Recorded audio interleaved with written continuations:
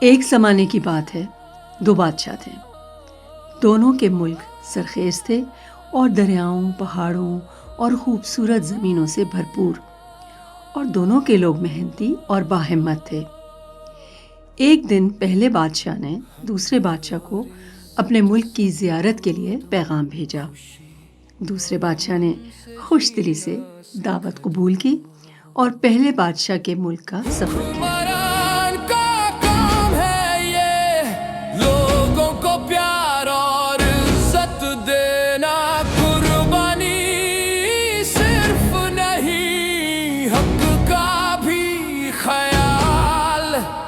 یہی ہے صحیح راستہ، یہی ہے کمال، خوشی سے جی۔ پہلے بادشاہ نے اپنے مہمان کو دن بھر اپنی زمینیں، پہاڑ، دریا اور وسائل دکھائے۔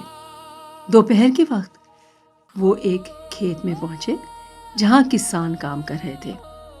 پہلے بادشاہ نے کسانوں سے کہا، تم سب اپنے کپڑے اتار دو۔ حیران کن طور پر تمام کسان بادشاہ کے حکم کی تعمیل کرتے ہوئے کپڑے اتارنے لگے۔ پہلے بادشاہ نے دوسرے بادشاہ کی طرف دیکھ کر کہا، دیکھو میں اپنے لوگوں پر کس طرح راج کر رہا ہوں۔ میں بادشاہ ہوں اور لوگ میری بات مانتے ہیں۔ دوسرا بادشاہ مسکرا کر بولا، اب تم میرے ملک کا سفر کرو اور دیکھو میں کس طرح حکمرانی کرتا ہوں۔ پہلے بادشاہ دوسرے ملک پہنچا۔ خیال یہی ہے صحیح راستہ۔ دوسرے بادشاہ نے بھی اپنی زمین، دریاؤں، پہاڑوں اور وسائل دکھائے۔ آزاد ہو گئے حق اور عزت کا راستہ۔ دن کے آخر میں وہ ایک کھیت میں پہنچے جہاں ایک بوڑھا کسان اپنے اوزاروں کے ساتھ محنت کر رہا تھا۔ دوسرے بادشاہ نے بوڑھے کسان سے کہا کہ وہ اپنے کپڑے اتار دے۔ بوڑھے کسان نے بادشاہ سے کہا، میں اپنے کپڑے نہیں اتاروں گا۔ آپ کا کام ہمیں بچانا اور تحفظ دینا ہے، قربانی مانگنا نہیں۔ دوسرے بادشاہ نے پہلے بادشاہ کی طرف اشارہ کرتے ہوئے کہا، یہ میری حکمرانی ہے۔ میرے ہر شہری کو خود اپنی زندگی کے فیصلے کرنے کا حق ہے۔ سب خوش اور آزاد ہیں۔ بدقسمتی سے دنیا کے کئی ترقی پذیر ممالک پہلے قسم کے بادشاہوں کی مثال ہیں، جو اپنے شہریوں سے قربانی تو مانگتے ہیں لیکن ان کی عزت اور حقوق کا خیال نہیں رکھتے۔ ایک حکمران کی اصل طاقت اس کے عوام کی خوشحالی اور عزت میں ہے، نہ کہ ان پر ڈھائے جانے والے ظلم میں۔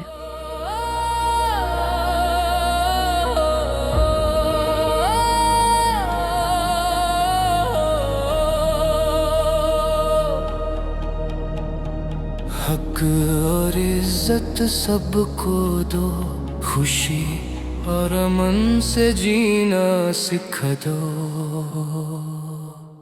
حکمران کا کام ہے یہ، لوگوں کو پیار اور عزت دینا، قربانی صرف نہیں حق کا بھی خیال، یہی ہے صحیح راستہ، یہی ہے کمال، خوشی سے جیو۔